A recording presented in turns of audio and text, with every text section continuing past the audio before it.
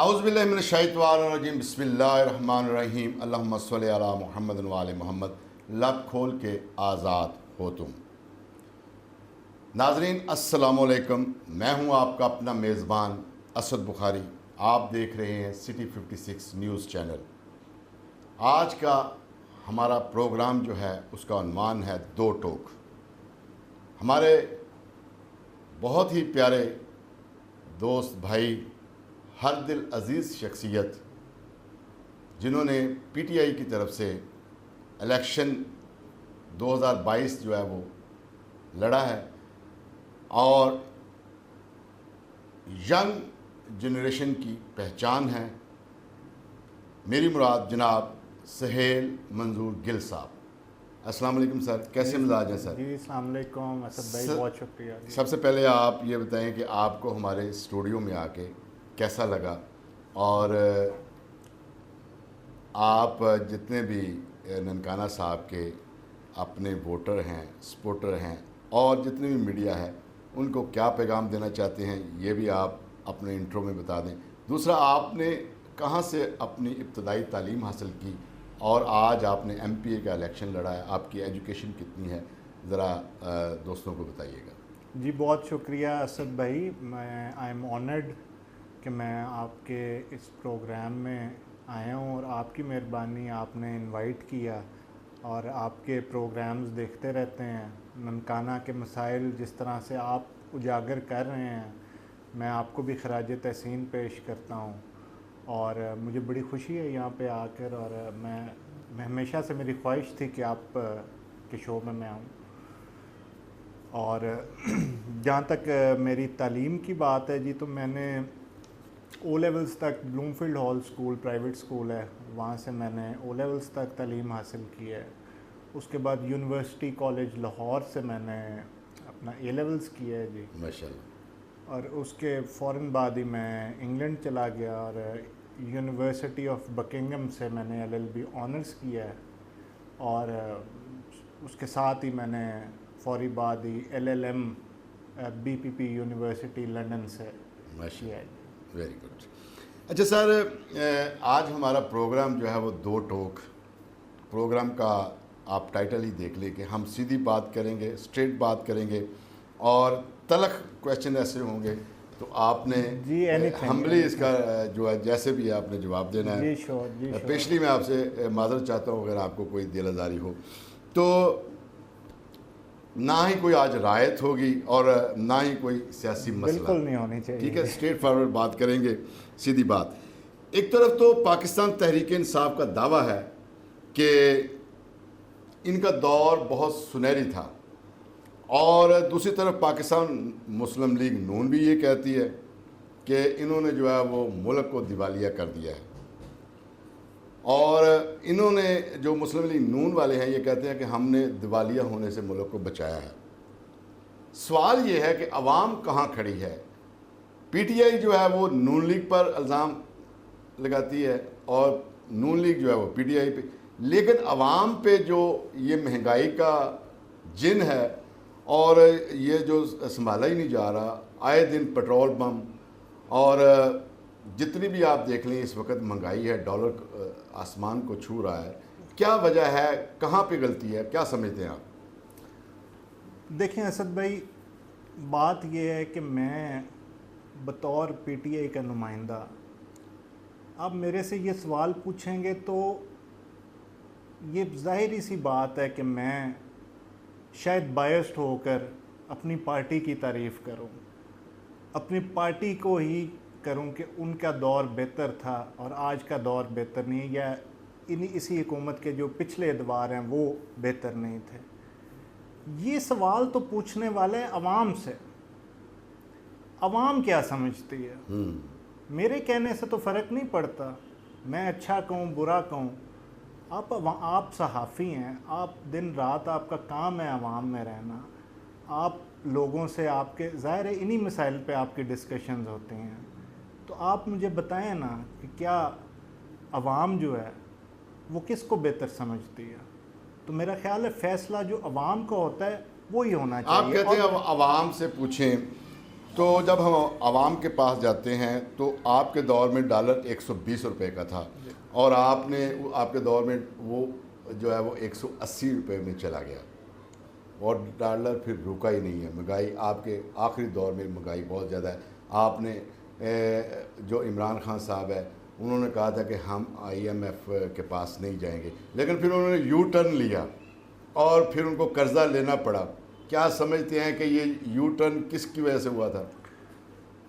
चलें सर, हम तो IMF के पास चले गए, हमारी गलती कह लें उसको या हमारी मजबूरी कह लें उसको।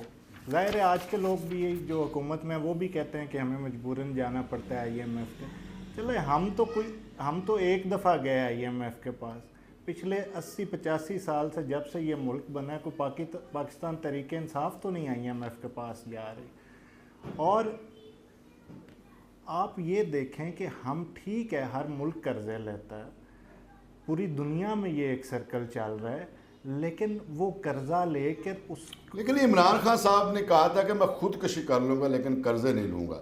वो ये देखे ना, एक सीनियर पॉलिटिशियन जिसने इतनी जदोजहद करके ऊपर आया और फिर वो यू टर्न यकदम ले जाता है, तो अवाम क्या तसर लेती है इस बारे में? नहीं देखें, इसको आप हर चीज़ को यू टर्न कहना भी मुनासिब नहीं है कि यू टर्न तो एक आदमी है, उसको एक चीज़ की अगर समझ नहीं है तो अगर मैं नमाज नहीं पढ़ता और सुबह से मैं नमाज पढ़ना शुरू हो जाता हूँ तो ये आप कहना कि जी आपने यू टर्न ले लिया है, तो ये बात नहीं होती। एक चीज़ आप जब गवर्नमेंट में नहीं होते आपको ये लगता है कि आप कुछ चीज़ों को और तरीके से मैनेज कर सकते हैं, लेकिन जब आप गवर्नमेंट में जाते हैं आपको ब्रीफिंग मिलती हैं, आपको जब फाइनेंशियल हालात का पता चलता है और उसमें अगर मुल्क की बेहतरी के लिए आपको कोई अपनी सोच बदलनी पड़ती है, अपनी राय बदलनी पड़ती है, अपने फैसले बदलने पड़ते हैं, तो उसको यू टर्न का नाम देना मेरा ख्याल है मुनासिब नहीं है। ये मुल्क की बात है।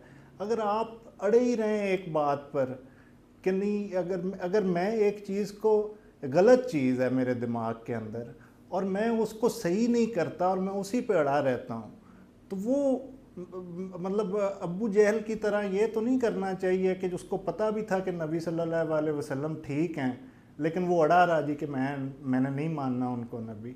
इसलिए वक्त के साथ साथ हाँ ये बात आपकी ज़रूर है कि आपको वक्त से पहले अपनी ज़ुबान से कोशिश करना चाहिए ऐसी बात ना निकालें कि जो कल को आप उसमें आपको प्रॉब्लम हो, आपको उसमें हर्डल आए।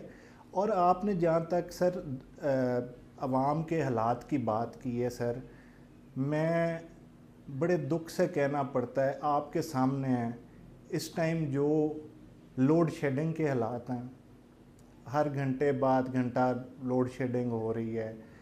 उसके बाद जो ज़िम्मेदारों के हमारा ननकाना जो है, मैं तो देखें स्पेसिफ़िकली ननकाना की बात करूँगा, हमारा मेजॉरिटी ऑफ द एरिया जो है वो काश्तकारी के साथ मुंसलिक है, वो ज़मींदारे के साथ मुंसलिक है। आप देखें कि खाद के रेट कहाँ जा रहे हैं, DAP कहाँ जा रही है, यूरिया कहाँ जा रही है, डीज़ल के क्या रेट हैं, ऊपर से आपको आपकी जिन्स का रेट नहीं सही मिलता। आपकी गंदम जो है 2800 रुपये की आज बिक रही है और ये झूठ बोल रहे हैं, ये धोखा दे रहे हैं लोगों को कि जी 3500 रुपया सरकारी रेट मुकर्रर, कोई सरकारी रेट नहीं है। और जो बारदाना दिया भी जा रहा है वो प्राइवेट कंपनीज़ की तरफ से दिया जा रहा है और प्राइवेट कंपनीज़ के सेंटर ही कोई नहीं है। अब पनवा के अंदर और सांगला के अंदर इन्होंने सेंटर बना दिया, जिन्होंने 5-5 या 6-6 लाख बोरी देनी है वो भी ज़िम्मेदार को तो नहीं मिलनी, और वो 6 लाख बोरी का मतलब है कि आप 10% भी नहीं ले रहे टोटल गंदम का। नाज़रीन, सुहेल साहब जो कह रहे हैं कि ये जो मौजूदा हुकूमत है महंगाई की ज़िम्मेदारी ये है। छोटा सा ब्रेक लेते हैं, ब्रेक के बाद दोबारा हाज़िर होते हैं, यहीं से कंटिन्यू करेंगे।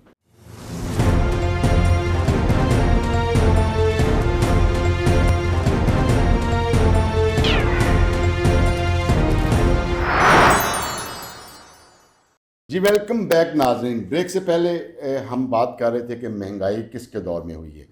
सुहेल साहब ये बताइएगा कि आप जितना भी आज महंगाई का जो है वो आप नून लीग पे जो मौजूदा हुकूमत है उस पर डाल रहे हैं कि इन्होंने महंगाई की लेकिन नून लीग वाले ये कहते हैं कि इन्होंने अपने दौर में कर्ज़े इस हद तक लिए थे कि आज हम इस लहज पे पहुंच गए हैं कि हमें कर्ज़े दर कर्ज़े लेने पड़ रहे हैं जिसकी वजह से महंगाई हुई है। क्या कहना चाहते हैं इस बारे में? सर ये तो इनकी पुरानी आदत है, जब भी गवर्नमेंट में आते हैं यही कहते हैं जी पिछले बेड़ा गर्क कर गए हैं।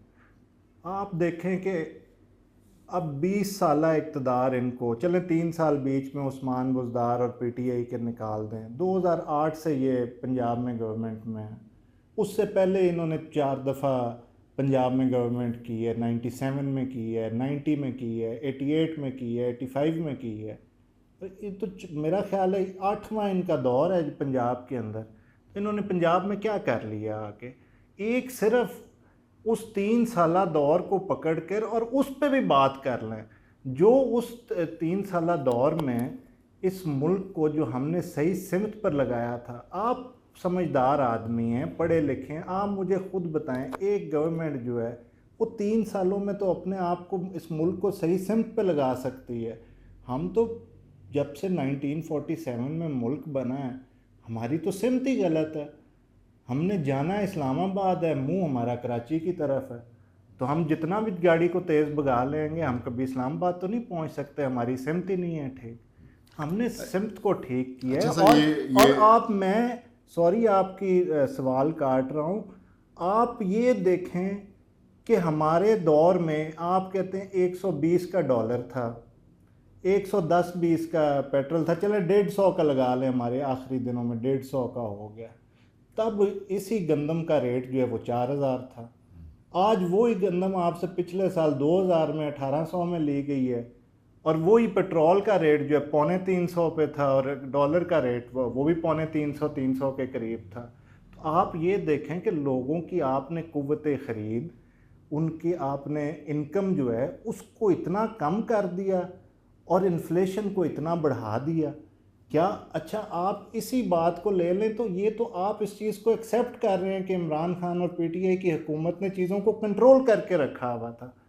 सर यही तो बात है, वो आप कह रहे हैं इसको कंट्रोल कहते हैं, नून लीग वाले यही कहते हैं कि इन्होंने कर्ज़े इस हद तक लिए हैं कि वो अब उन कर्ज़ों की जो किस्त देनी पड़ रही है वो डबल ट्रिपल हो गई है, और जितना भी बजट है वो किस्तों में चले जाता है, इसलिए कोई ऐसे काम नहीं। लेकिन आप देखें कि पंजाब में काफ़ी अच्छे काम भी हो रहे हैं, जैसे मसलन ये जो अभी इलेक्ट्रिक ट्रेन चल रही है इसमें, और ब्यूटिफिकेशन के हवाले से ननकाना में भी हम तो अपने ननकाना शहर की बात करेंगे।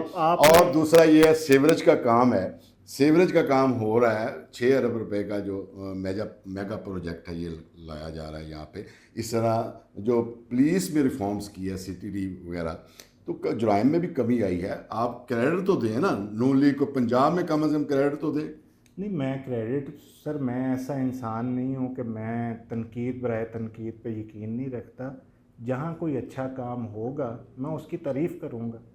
इस हुकूमत का अच्छा काम है जो जिस तरह ईरान और अमेरिका की मीडिएशंस वो कर रहे हैं, और पूरी दुनिया में इस टाइम पाकिस्तान जो है वो मरकज़ निगाह बना हुआ है, तो मैं इस चीज़ की तारीफ़ करता हूँ।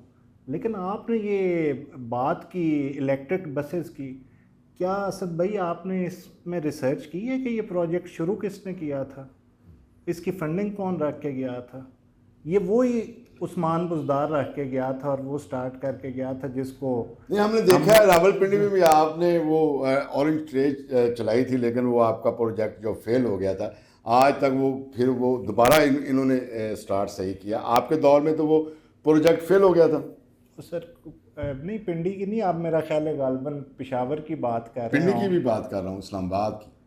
इस्लामाबाद में जो ऑरेंज ट्रेन चली है, मेरे वो इल्म में नहीं है जी।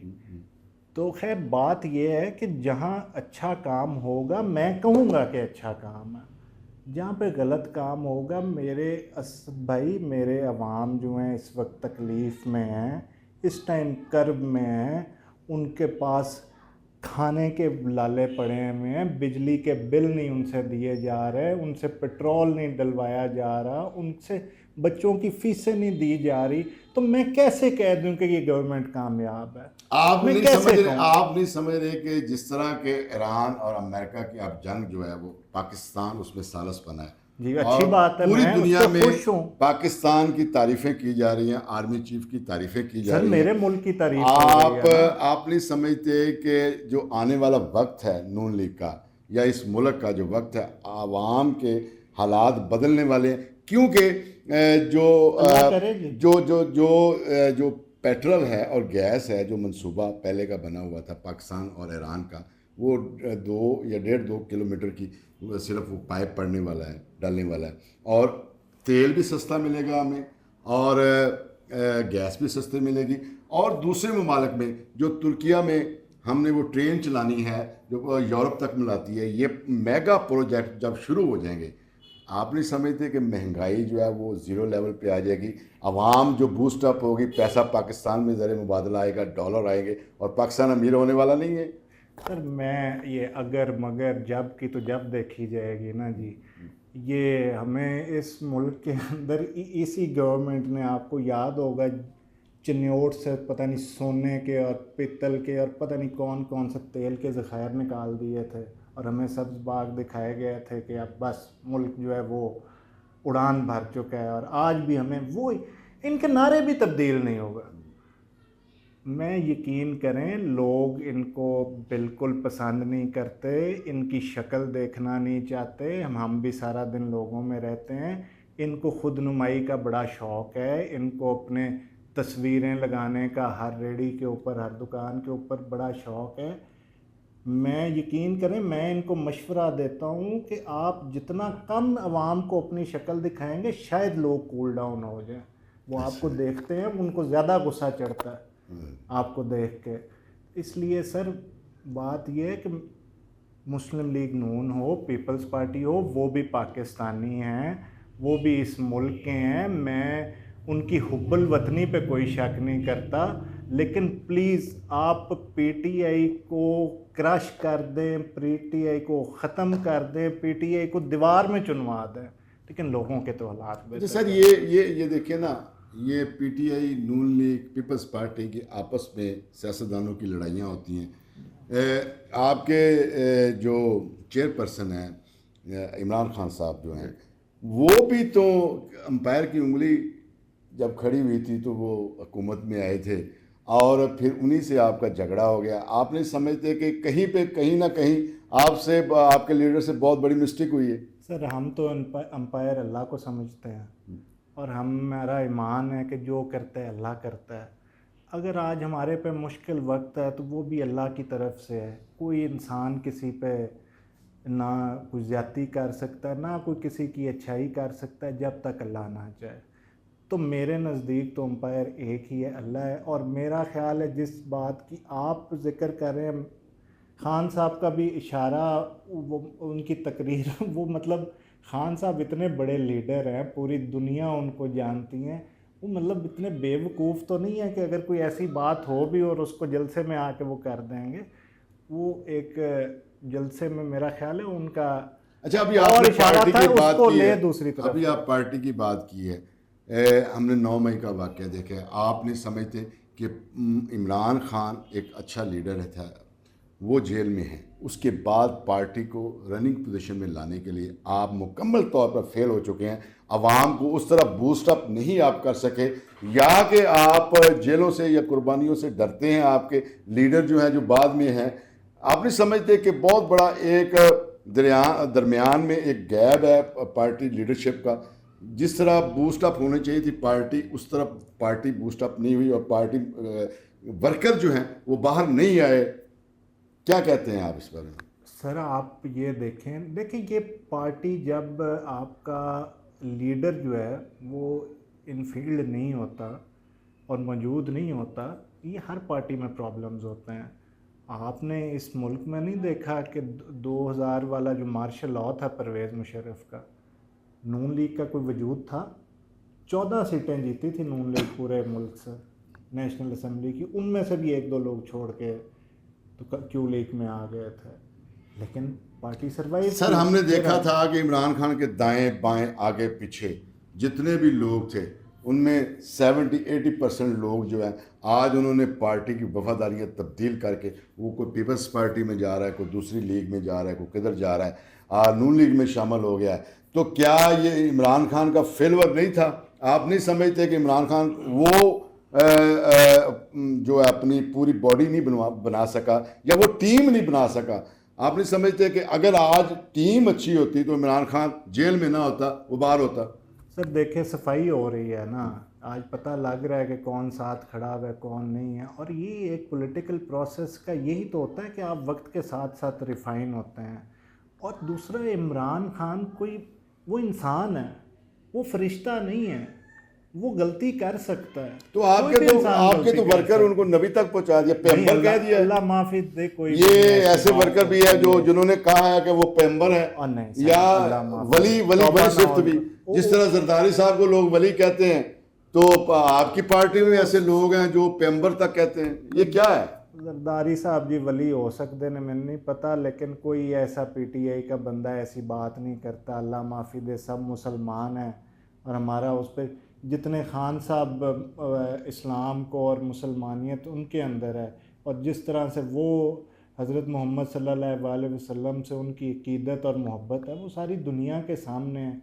और ये सब चीज़ें डिसक्रेडिट करने के लिए और लोगों को ख़िलाफ़ करने के लिए, और सामने कोई भी उठ के सोशल मीडिया पे लगा दे मैं तरीके इंसाफ का हूँ, तो जी मैं इमरान खान को ये समझता हूँ, उसकी ज़हनी हालत फिर ठीक नहीं हो, उसको पागल खाने जमा करवाएं। हम तो सब मुसलमान हैं, और कोई इस हद तक नहीं। ठीक है, लीडर के साथ मोहब्बत होती है, उसके साथ एक अकीदत होती है, प्यार होता है, लोग उसको चाहते हैं वो हद से ज़्यादा, लेकिन इस हद तक कोई मुसलमान तो नहीं सोच सकता, और ना ही कोई ऐसी। अच्छा सर, नून लीग वालों की तरफ से आप पर एक और भी ब्लेम आपकी पार्टी पे होता है कि जो है आपने अवाम को बदतमीज़ कर दिया है, गाली गलोच वाली सियासत सिखा दी है।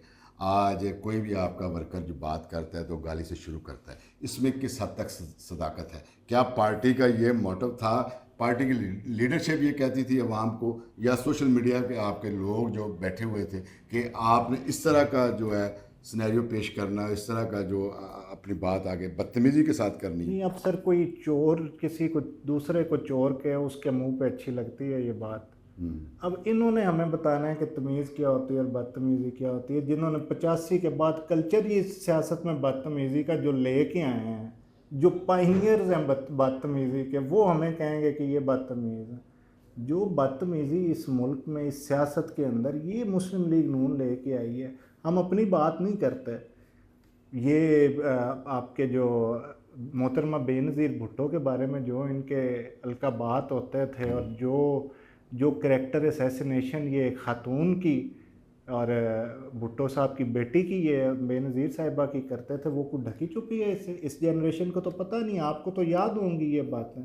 तो ये बदतमीज़ी तो इन्होंने शुरू की है आगे। अच्छा सर, और इनको जो जवाब देता है, अब मेरे साथ आप लड़ेंगे तो आप मेरे से ये तो नहीं एक्सपेक्ट कर सकते कि मैं आपको फूलों का हार पहनाऊंगा। हाँ, एक दो दफ़ा आपको प्यार से समझाऊंगा, लेकिन आप अगर फिर लगे ही रहेंगे तो जाहिर है मैं भी लड़ूंगा। लेकिन पीटीआई, आप समझते हैं कि पीटीआई इसको कंडेम करती है और इस तरह की सियासत को बुरा समझती है? अगर नून लीग ने पिछले अपने दौर में ऐसा कुछ किया तो हम उसको भी बुरा समझते हैं कि न्यू जनरेशन को कम से कम तालीम, अकल और बात करने का सलीका तो होना चाहिए। बदतमीजी का उनको सर कोई भी मुआशरे को इसको जो है वो ऑन नहीं करना चाहिए, मेरा नहीं करना चाहिए सर। और उन्होंने एक कल्चर ऐसा यहाँ पे डेवलप कर दिया कि यहाँ पे तो शरीफ आदमी की कोई सियासत ही नहीं थी छोड़ी। मैंने अपने ज़िले में देखा है कि जो शराफत की सियासत करता है, लोग भी उसको कहना शुरू कर देते हैं यार ये तो बहुत ही शरीफ है, उसको पसंद नहीं किया जाता, हालांकि उसको तो ज़्यादा पसंद करना चाहिए। और ये कल्चर इस मुस्लिम लीग नून ने दिया है, बढ़के मारने वाले कल्चर। ये कल्चर इस मुस्लिम लीग नून ने दिया है। एक छोटा सा ब्रेक लेते हैं, ब्रेक से के बाद दोबारा हाजिर होते हैं। इसी तरह के तलख क्वेश्चन जनाब सुहेल मंजूर गिल से हम करेंगे।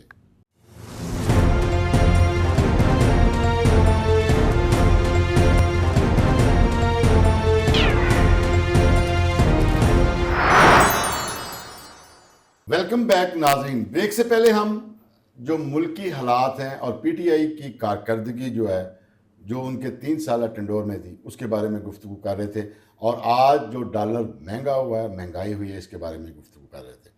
अब हम इलाकाई सियासत के सिलसिले में बात करेंगे।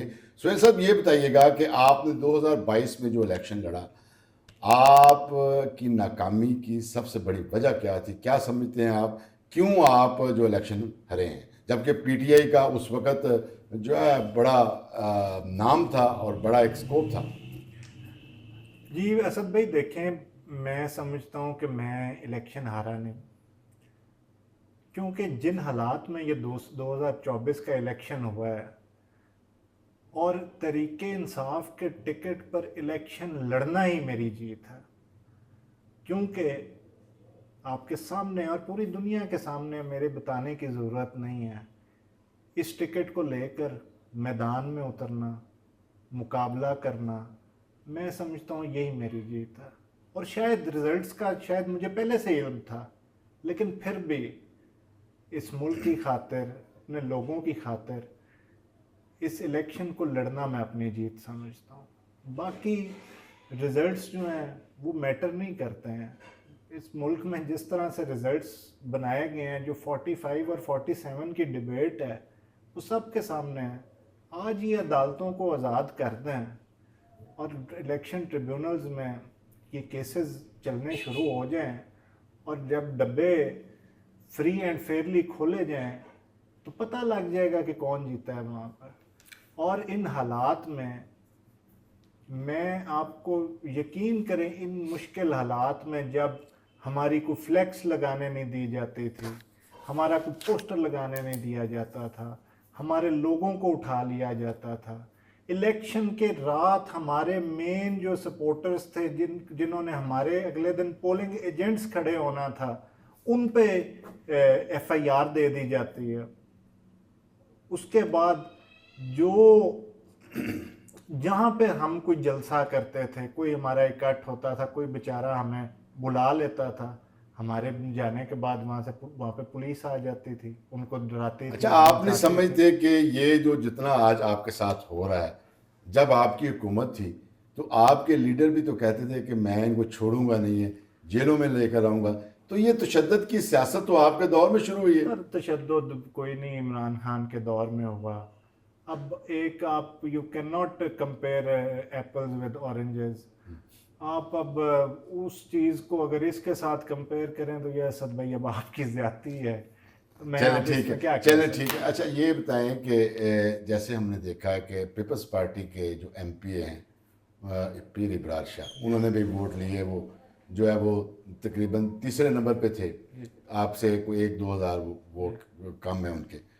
जबकि उनके एक एमपीए ने 33,000 वोट लिए या 34,000 वोट, और उनका एमएनए जो है वो 18,000 वोट ले रहा है। आपके साथ भी कोई ऐसा ही हमने उन दिनों में देखा है कि आप नहीं समझते कि ब्रिगेडियर साहब ने उस तरह आपकी हेल्प नहीं किया? आप दोनों में एमपीए और एमएनए के दरमियान कोई कशीदगी थी जिस वजह से आप इलेक्शन हारे हैं? आप नहीं समझते ऐसा कोई? नहीं, कोई ऐसी बात नहीं थी। मैं नहीं समझता कि कोई ऐसी प्रॉब्लम थी। देखें, छोटे मोटे प्रॉब्लम्स, चीज़ें तो होती रहती हैं। कुछ लोग उनके थे, वो शायद मुझे पसंद नहीं करते होंगे, कुछ लोग मेरे साथ थे जो उनके साथ नहीं चले। तो ये तो टू वे ही चला है। तो मैं, ब्रिगेडियर साहब बिल्कुल मेरे साथ ठीक थे। वो बल्कि जहाँ जाते थे पहले मेरा वोट मांगते थे, बाद में अपना वोट मांगते थे।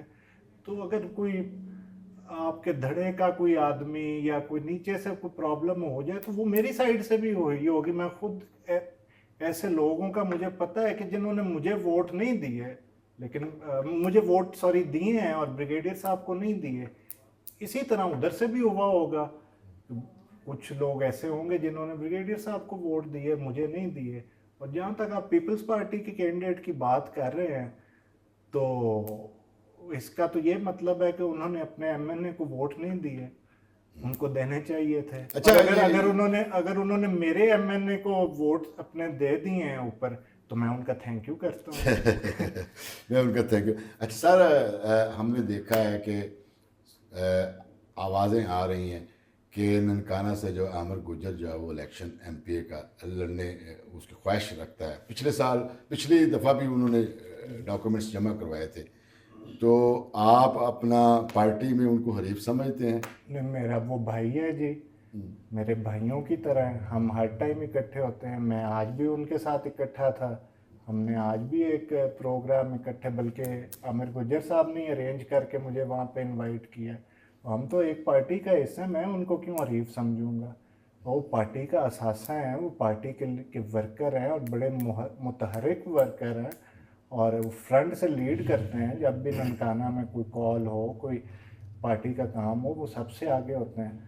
तो आमिर गुज्जर ने अगर इलेक्शन लड़ना है तो उसने कोई आज़ाद नहीं लड़ना, उसने पाकिस्तान अच्छा तरीके सर, आपका जो धरना हमने देखा है इस्लामाबाद में 128 दिन का गालबन धरना था, जी जी। तो अभी ये सीवरेज डर रहा है, आवाम के पैसों से ये सीवरेज पड़ रहा है, जबकि इस सीवरेज में इतना नाकस क्वालिटी की चीज़ें डल रही हैं। जो पाइप है वो नीचे पाइप जो है 6 फुट जो है उसके ऊपर ही ये पाइप डाल रहे हैं। और अभी हमने देखा है पिछले दिनों सिखों का इवेंट आया है, इसमें इसी के दौरान इन्होंने काम शुरू कर दिया है और ठेकेदार को काफ़ी डांटा है। जो ऊपर से नून लीग की टीम आई थी उन्होंने काफ़ी डांटा है, लेकिन काम वैसे ही चल रहा है। शहरी मुश्किलात का शिकार है। पानी जो नालों का पानी है वो घरों की बुनियादें जो है वो खोखली कर रही हैं। वो जो 6 इंच का पाइप है उसके ऊपर ही पाइप लग रहा है। जब वो कोई बड़ी व्हीकल, वजनी व्हीकल वहां से सड़क से गुजरेगी, आप नहीं समझते कि वो नीचे वाला पाइप जो फट जाएगा। वो तो पहले खस्ता हालत में, तो ये ज्यादा से ज्यादा साल 2 साल सर्वाइव किए। अब आपकी पार्टी किधर है? क्या आप अवामी इशू की खातर अब सड़कों पे क्यों नहीं आ रहे? क्यों एहतजाज नहीं कर रहे? कहाँ है आपकी पार्टी इस वक्त? क्योंकि आप तो अवामी पार्टी है। सर बिल्कुल अवामी पार्टी है। बाहर निकलें, ननकाना की अवाम अपने हकूक़ के लिए बाहर निकलें, हम उनके पीछे, वो लीड करें, हम उनके कारकुन बन के उनके पीछे निकलेंगे। और ये जो आप सीवरेज की बात कर रहे हैं, ये तो देखें ना, हम इसमें तो आवाज़ ही उठा सकते हैं ना, हम तो अपोजिशन की पार्टी हैं। तो ये जो आपके सिटिंग सर, एमएनए तगड़ी अपोजिशन का काम यही होता है कि अवाम के मसाइल जो उजागर करे। तो वो तो हम आप तगड़ी अपोजिशन नहीं है ना इस वक्त। आप ये ननकाना की हिस्ट्री में देख लें कि आप जिस तरह आपको लीड करना चाहिए था ना, हमने ब्रिगेडियर साहब को इसके बारे में बोलते हुए देखा है, बाहर निकलते हुए देखा है। बेशक वो बुजुर्ग हैं, लेकिन उनके जो करिंदे दाएं बाएं राइट लेफ्ट, जो आपकी पार्टी की जितनी एक पूरा स्नाइरियो है, एक पूरा स्क्वेजर है आपके पास, एक टीम वर्क है आपके पास, आपको हमने नहीं देखा ना सोशल मीडिया पे आवाज उठाते हुए उस तरीके से, और ना ही सड़कों पे, ना ही एहतजाज करते हुए, जबकि आप अपने मफाद के लिए जो है 128 दिन जो है इस्लामाबाद में बैठे रहे हैं। अच्छा, मैं तो खैर वो 128 दिन वाला जो आप बात कर रहे हैं, तब तो मैं वैसे ही पढ़ रहा था, स्टूडेंट था। दूसरी बात ये कि जहाँ तक नहीं, आपसे आप नहीं है, आपके बड़े तो पार्टी ठीक है, पार्टी तो यही ना, आपने पार्टी चॉइस। बात ये है, देखें सर, ननकाना हमारी जन्मभूमि है, ननकाना हमारा शहर है, ननकाने से हमें मोहब्बत है, ननकाने से हम हैं और ननकाना हमसे है। ब्रिगेडियर इजाज़ शाह साहब की आपने बात की, तो ब्रिगेडियर इजाज़ शाह साहब भी गए बगए इस ननकाना के मसाइल को उजागर करते रहते हैं। मेरा भी सोशल मीडिया आप अभी खोल कर देख लें, ननकाना के मसाइल पर मैं भी मुख्तलिफ़ चीज़ों पर बात करता रहता हूँ। और आप जहाँ तक एहतजाज की बात कर रहे हैं, इस मुल्क में एहतजाज करने को तो गाली बना दिया गया है। इस मुल्क में एहतजाज करने वालों को तो का तो सांस बंद कर दिया गया है। या मैं तो अभी आपके साथ निकल पड़ता हूँ बाहर। ये ननकाने के लोग ही बेचारों को इतना डरा दिया गया है। और जो पीटीआई के कारकुनों के साथ करते हैं, रोज़ हर हफ्ते तकरीबन रेड होते हैं, हर हफ्ते कोई ना कोई गिरफ्तार हो रहा होता है। मेरे साथ आए, मैं अभी निकलता हूँ, मेरे साथ निकले पूरा शहर बाहर, हम एहतजाज करते हैं। लेकिन आपके पास जो ये ताकत है मीडिया की, आप भी आवाज़ उठा रहे हैं, मैं भी आपके इस प्लेटफॉर्म से आवाज़ उठा रहा हूँ। ये जो सीवरेज के मसाइल हैं, पाइपों के मसाइल हैं, ये तो देखें इस मुल्क का प्रॉब्लम है ना, कि ठेकेदार ने कोई ना कोई काम उल्टा ही करना होता है। तो ज़िली इंतज़ामिया का काम है, आपके जो लोकल MP MNAs हैं उनका काम है। मैं आपके अच्छे लोग हैं सब, मैं सब अच्छा सर, अवाम मैं आपके प्लेटफॉर्म से मैं अपील करता हूँ ज़िली इंतज़ामिया से, MPA साहब से, MNA साहिबा से, कि प्लीज़ ये जो असद साहब ने ये इशू उठाया है इसको प्लीज़ आप हल करें। ये आप देखें आप फंड लगा रहे हैं, उसके लगाने का भी आपको फ़ायदा नहीं होगा, उल्टा आपके वो गले पड़ेगा, तो आपकी इसमें बेइज्जती भी है, आपका नाम ख़राब होगा और ये आपके खाते में ये चीज़ डलेगी। तो ये इन्होंने जो पॉइंट रेज़ किया है, हमारा सबका शहर है, आपने भी यहाँ से गुजरना है, तो इसको प्लीज़ आप डिप्टी कमिश्नर साहब हैं, कमिश्नर साहब हैं, जितने भी इंतज़ामिया के लोग हैं, मेरी भी काइंड रिक्वेस्ट है आपसे कि प्लीज़ इस चीज़ को नोट करें, और जो इस तरह के काम में मुलव्वस है, गलत काम में, उसको सख्त से सख्त सजा दें। आके वीडियो बना के और डांट के चले जाना और पीछे से फिर वही काम चल रहा हो, तो उसको आप प्लीज़ देखें। अच्छा सर, अगर आपको दोबारा हुकूमत मिलती है, कोई ऐसा टाइम आ जाता है, कौन से ऐसे 3 मेगा प्रोजेक्ट हैं जो आपकी हुकूमत में, और स्पेशली आपको आपकी हुकूमत भी आ जाती है और आप MPA भी बन जाते हैं और फिर आपको कोई वजारत भी मिल जाती है, क्या आप ननकाना में कोई ऐसे 3 मेगा प्रोजेक्ट लाएंगे जो ननकाना की आवाम बेसब्री से जिसका इंतज़ार करेगी? सर देखें, 3 चीज़ें जो है ना, मैं हमेशा से, बल्कि इसमें आप चौथी भी ऐड करना। एक तो प्राइम फोकस जो होना चाहिए, किसी भी आपने एरिया को, किसी भी माशरे को आपने उठाना है तो वहाँ पे तालीम आपको देनी पड़ेगी। आपके सामने है कि इस ननकाना के अंदर छोटा सा ज़िला है हमारा, छोटा सा शहर है, और कई बड़े बड़े ज़िले हैं, बड़े बड़े शहर हैं, उनमें यूनिवर्सिटी नहीं है। ये पाकिस्तान तहरीक इंसाफ की गवर्नमेंट जो है, आपको ननकाना को इतना बड़ा प्रोजेक्ट, इतनी बड़ी यूनिवर्सिटी दी है कि आप ये तो जब लोग बच्चे यहाँ से पढ़ेंगे, बच्चियाँ यहाँ से पढ़ेंगी, वो अच्छी माएँ होंगी, अच्छे बच्चे वो पैदा करेंगी। ननकाना जब तालीम हासिल करेगा और जो तरक्कियों की मनाजिल वो तय करेगा, उस वक्त एहसास होगा कि ये कितनी बड़ी चीज़ है जो ननकाना को दी गई है। और अभी वो मेरा ख्याल है किसी और लोकेशन पे उसकी क्लासेस चल रही हैं, आई डोंट नो वहाँ शिफ्ट हुई हैं कि नहीं। उसकी बिल्डिंग जो है वो बिल्कुल कंप्लीट होनी चाहिए, उसके जितने कोर्सेज हैं, जितने वो सारे वहाँ पे प्रोग्राम्स हैं, वो वहाँ पे शुरू होने चाहिए। और इसी तरह मैं समझता हूँ कि सिर्फ ननकाना नहीं, ननकाना यूनिवर्सिटी से ज़ाहिर है ननकाना शहर क्या पूरा ज़िला ही मुस्तफ़ीद होगा, लेकिन इसी तरह हमारी कोशिश होगी कि मंडी फैज़ाबाद बड़ा कस्बा है, मोड़ खुंडा बड़ा कस्बा है, बुच्चे की है, सैयद वाला है, उधर भी हम इसी तरह की अच्छी तालीम के मौके, अच्छे कॉलेजेस जो हैं, एक तो तालीम हो गया, दूसरा सर, दूसरी चीज़ जो है वो हेल्थ है।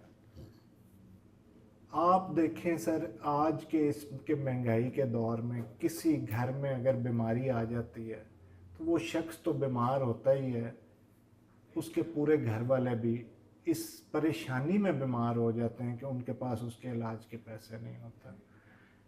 मेरी गवर्नमेंट को आप जितना बुरा भी कहना चाहें आप कहें, लेकिन ये तो माने कि हेल्थ कार्ड की सूरत में जो हमने 10 लाख रुपया गरीब से गरीब और एक एक आदमी को यहाँ पर प्रोवाइड किया था, वो कितनी बड़ी सहूलत थी। हमारी गवर्नमेंट आई तो इंशाल्लाह उस प्रोजेक्ट को जो कि रोक दिया गया है, उसकी फंडिंग, उसको हम दोबारा रिन्यू करेंगे। और ननकाना क्योंकि डिस्ट्रिक्ट हेडक्वार्टर है, यहाँ पे भी मसाइल हैं, DHQ में भी मसाइल होंगे, लेकिन कदरे बेहतर है यहाँ पे। और इसी तरह जो हमारी रूरल साइड है, ख़ास करके जो सैयद वाला का एरिया, वो तो खैर मेरी कॉन्स्टिट्यूंसी तो नहीं है, लेकिन ज़ाहिर है मेरा ज़िला है, मेरे लोग हैं। वो मंडी फैज़ाबाद है, आपका मोड़ खुंडा है, वारबटन है, वहाँ पे भी अच्छे हेल्थ यूनिट्स होने चाहिए। अभी आप यहाँ से उठ के जाके देखें, ये जो BHUs और RHCs का जो हाल है, रूरल हेल्थ सेंटर और बेसिक हेल्थ यूनिट्स के, वो तो बंदा वहाँ पे जाते हुए टीका लगवाने से डरता है कि सांप ने काटा है तो दिल करे कुत्ते काटने का टीका वहाँ पे लगा दिया जाए। ना कोई आपने गाँवों के जो हॉस्पिटल हैं उसको प्राइवेटाइज कर दिया है, वहाँ लोगों को दे दिया है कि आप चलाएं। आपने जो गाँव के स्कूल्स हैं वो प्राइवेटाइज कर दिए हैं।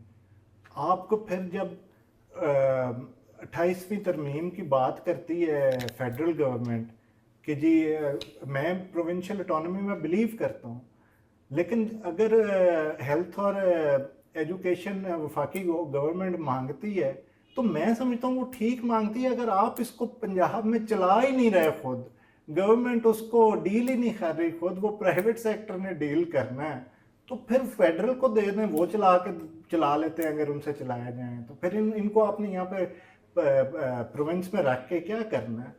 तो खुदारा ये हेल्थ के जो मसाइल हैं, ख़ास करके जो रूरल एरियाज़ में लोगों को अपने वॉकिंग डिस्टेंस पे अच्छा इलाज मिलना चाहिए। थर्डली सर, मैं क्योंकि ख़ुद भी एक स्पोर्ट्समैन रहा हूँ, अपनी जवानी में हर किस्म की स्पोर्ट्स की है, मैं चाहता हूँ कि मेरे ननकाना के जो यंगस्टर्स हैं उनके लिए स्पोर्ट्स की अच्छी फैसिलिटीज़ हों। मैं इन्विजन करता हूँ कि मैं एक अच्छा स्पोर्ट्स कॉम्प्लेक्स ननकाना के लोगों को दूँ, जहाँ पे state of the art facilities हों, जहाँ पे एक अच्छे लेवल का स्विमिंग पूल हो, एक अच्छे लेवल का स्क्वॉश कोर्ट हो, जहाँ पे टेनिस कोर्ट्स हों, और जहाँ पे बैडमिंटन कोर्ट्स हों, जहाँ पे क्रिकेट ग्राउंड हो, फुटबॉल ग्राउंड हो, ताकि मेरे जो ननकाना के यंगस्टर्स हैं वो उनमें स्पोर्ट्स को भी फ़रोग दिया जाए। देखें हम आज ये वालदैन और बैठ के हम डिस्कशन तो करते हैं कि बच्चे हमारे जो हैं वो ये मोबाइल पे लगे रहते हैं, ये करते हैं, फैसिलिटीज़ ही नहीं है। कहाँ जाके बच्चे खेलें, किधर खेलेंगे, ग्राउंड्स ही नहीं हैं। अगर कोई हैं भी तो उनके जो हालात हैं आपके सामने ही हैं। तो मैं ये इन्विजन करता हूँ कि मैं एक स्टेट ऑफ द आर्ट कोशिश करके एक इंटरनेशनल लेवल का, जैसे हमने यूनिवर्सिटी दी है इंटरनेशनल लेवल की यहाँ पे, उसी तरह एक स्पोर्ट्स कॉम्प्लेक्स। तो चौथा सर, हमारे मुल्क में जो बेरोज़गारी है उसका कोई MPA, कोई MNA इतनी नौकरियां नहीं दे सकता जितने की ज़रूरत है।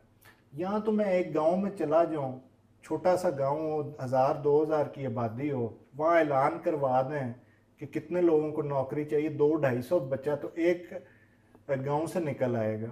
तो 200-250 नौकरी तो अपना 5 साल के टेन्योर में कोई नहीं दे सकता। उसका हल क्या है? उसका हल ये है जो हमने इंडस्ट्रियल एरिया में किया था, जिसको इसी नून लीग की गवर्नमेंट ने, उनके लोगों ने सैबोटाज किया है, उसको रोका है। यहाँ पे इंडस्ट्री, अब आपकी फ़िरोज़ वटवा में इंडस्ट्री हैं, रोज़ हमें फ़ोन आते हैं कि हमें वहाँ पे नौकरी लगवा दें, किसी को मिल में कह दें, किसी को कहीं पे कह दें। नाज़रीन, सुहेल गिल साहब ने 4 पॉइंट गिनाए हैं जिनमें तालीम है, सेहत है और इंडस्ट्री जोन बनना चाहिए, और खेलें जो हैं वो आम होनी चाहिए, ग्राउंड बनने चाहिए, एक अच्छे स्पोर्ट्स ग्राउंड होने चाहिए। बहुत ही अच्छी ये बातें हैं अगर कोई भी हुकूमत करे। लेकिन मेरा इनसे ये क्वेश्चन है कि जो पंजाब असम्बली होती है या कौमी असम्बली होती है, जो MNA होते हैं, MPA, इनका काम तो होता है कानून साजी करनी। ये जो इक़्तिदार होता है, आप नहीं समझते कि लोकल गवर्नमेंट को, लोकल जो काउंसलर वगैरह होते हैं या आप चेयरमैन बनाते हैं इलाके के, ये उनको जो है वो देने चाहिए इख्तियारात। आपकी हुकूमत में भी वो इख्तियारात नहीं दिए गए, इलेक्शन नहीं हुए, और ये गवर्नमेंट तो कभी करवाती नहीं। देखें, मैं लोकल गवर्नमेंट में बिल्कुल यकीन रखता हूँ और यही होना चाहिए जो आप बता रहे हैं। लेकिन बदकिस्मती से ये जो हम MP MNA लोग बनते हैं, ये पावर शेयरिंग नहीं करना चाहते। जो चीफ मिनिस्टर आ जाता है वो पावर को अपनी शेयर नहीं करना चाहते। अनफॉर्चुनेटली पावर शेयर नहीं करना चाहते जो MNA MPA होते हैं, और जो वजीर आला होते हैं वो चाहते हैं कि ब्यूरोक्रेसी जो है उनके हाथ में रहे और तमाम तर इंतजामात जो हैं वो वज़ीर आला के हाथ में रहे, MNA के हाथों में रहे, MPA के हाथों में रहे। मिलते हैं एक छोटे से ब्रेक के बाद।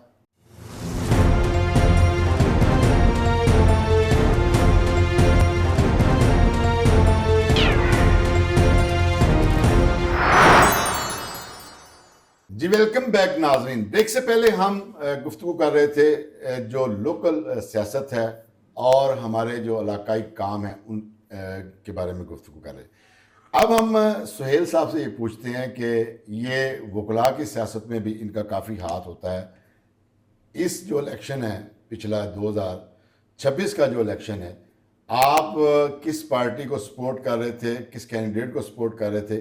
क्या आपकी पार्टी ही जीती है और आपका जो नाम जिसका आपने सपोर्ट किया है वही कैंडिडेट जीता है? जी बिल्कुल, हमने ILF जो हमारी पाकिस्तान तहरीक इंसाफ का लॉयर विंग है, उन्होंने अली नासिर कादरी साहब को और कामरान मुमताज़ छीना साहब को अनाउंस किया हुआ था और हमने उनका भरपूर इलेक्शन लड़ा है और अल्लाह ने हमें कामयाबी दी है, अल्लाह का शुक्र है जी। अच्छा, हमने देखा है सर कि जैसे नून लीग के सपोर्टर जो हैं, जब वकला की सियासत होती है तो बहुत से जो नाम करदा लोग हैं वो PTI की तरफ एक कंबाइन जो है वो कैंडिडेट को सपोर्ट करते हैं। हमने देखा है काफ़ी नून लीग के लोगों ने भी सपोर्ट की है। तो ये कैसी, ये खुला तजाद नहीं है कि एक पार्टी की पोजीशन को छोड़कर जो है दूसरी तरफ चले जाना? इसमें देखें असद भाई, एक जो बाहर की पॉलिटिक्स है ना जी, वो थोड़ी सी डिफरेंट है। आपके बाहर के अपने ग्रुपिंग्स होती हैं, अपने आपके वहाँ पे ग्रुप्स होते हैं, आपने उनके मुताबिक चलना होता है। अब हमारा अगर मैंने अगर किसी ग्रुप की सपोर्ट की है तो उसमें मुस्लिम लीग नून के लोग भी हैं, उसमें पीपल्स पार्टी के लोग भी हैं। अब अगर पाकिस्तान तहरीक इंसाफ अगर किसी बंदे को सपोर्ट कर रही है और मैं उनको कहूँ, यहीं से सर मेरा आपके लिए एक क्वेश्चन है कि जब आप ये वकला की सियासत में इकट्ठे बैठ सकते हैं, एक दूसरे को प्रमोट करते हैं, एक दूसरे को वोट देते हैं, तो आप कौमी असम्बली में ऊपर जाके या सेनेट में क्यों नहीं इकट्ठे होते? वहां आप एक दूसरे को शूदर समझते हैं, नफरत करते हैं। ये कैसी डिप्लोमेटिक सोच है और कैसी दोगला पॉलिसी? आप नहीं समझते ये एक दोगला पॉलिसी है? नहीं सर, देखें ना, अब आप दोनों चीज़ों को मिक्स अप कर रहे हैं बीच में। अब आप देखें ना, अगर मैं एक आदमी को सपोर्ट कर रहा हूँ तो मैं उस पर ये कदगन तो नहीं लगा सकता कि क्योंकि मैं तुम्हें वोट दे रहा हूँ तो तुमने किसी और के वोट नहीं लेना। अगर वो उसमें जाहिर है इलेक्शन भी तो उसने जीतना। सर यही मैं बात कर रहा हूँ ना, यही बात कर रहा हूँ कि आप खुला दिल रखें।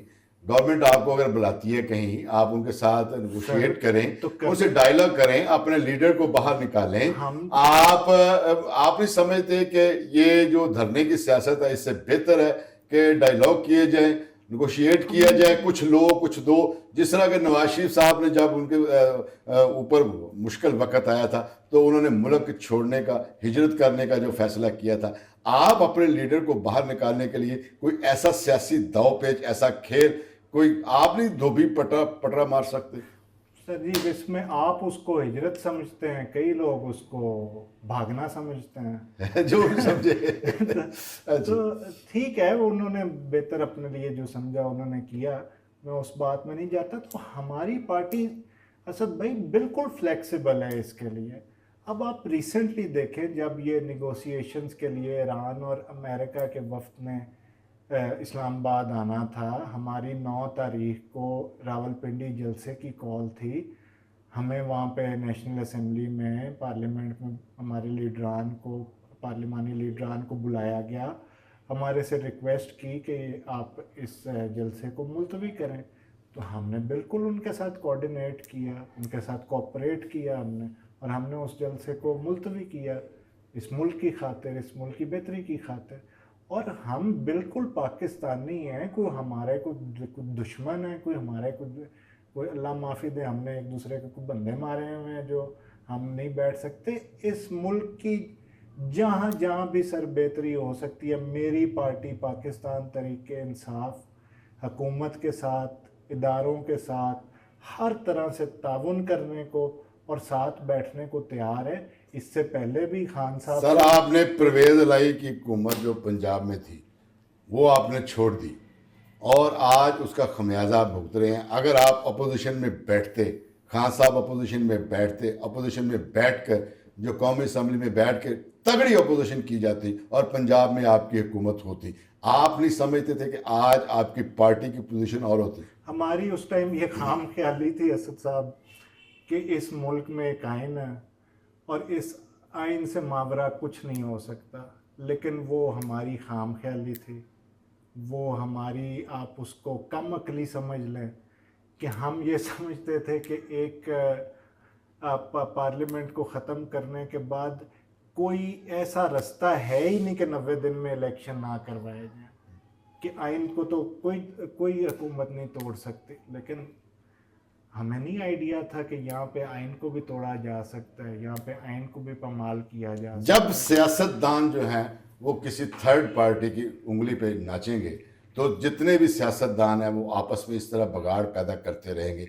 आप नहीं समझते कि ये जमहूरियत का जो सिस्टम है ये आप लोग तबाह कर रहे हैं सियासतदान, फिर आप कल को आप पछताएंगे। अगर आप मिल बैठकर उसका फैसला करते, आप अदारों की तरफ ना जाते जिसकी तरफ आप थर्ड कुव्वत की तरफ आप इशारा कर रहे हैं, आप नहीं समझते कि अगर उस वक़्त आप इकट्ठे होते तो मिल बैठ कर फैसला करते, आज अदारों में आप अदारों को लेते ही ना। और जितनी ये फेलवर होती है ये आपकी अपनी वजह से होती है, सियासतदानों की वजह से होती है। सियासतदान एक थर्ड पार्टी की जो है वो उंगली पकड़ के आगे इक़्तिदार में आना चाहता है कि मुझे इक़्तिदार मिल जाए, जमहूरियत का बेड़ा गर्क होता है तो होए। सर मेरा इस पे यही मौक़िफ़ है कि हर इदारे को अपनी आइनी हदूद में रहकर काम करना चाहिए, इसमें तो कोई शक नहीं। और ये हमारा आइन कहता है, ये मेरा पॉइंट ऑफ व्यू नहीं, ये हमारे आइन में लिखा हुआ है।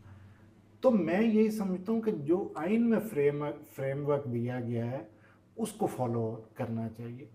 बाकी अगर देखें आप, एक आइन तो आपका मौजूद है, लेकिन आप एक ऐसी, आपकी जियोपॉलिटिकल लोकेशन आपकी ऐसी है, आपके जियोपॉलिटिकल पॉलिटिक्स जो हालात है वो इस तरह का है कि आप, सर फ्रैंकली मैं समझता हूँ कि आप इसमें से फ़ौज का रोल या फ़ौज की इनपुट और कई अहम फैसलों में फ़ौज के रोल को नज़रअंदाज नहीं कर सकता।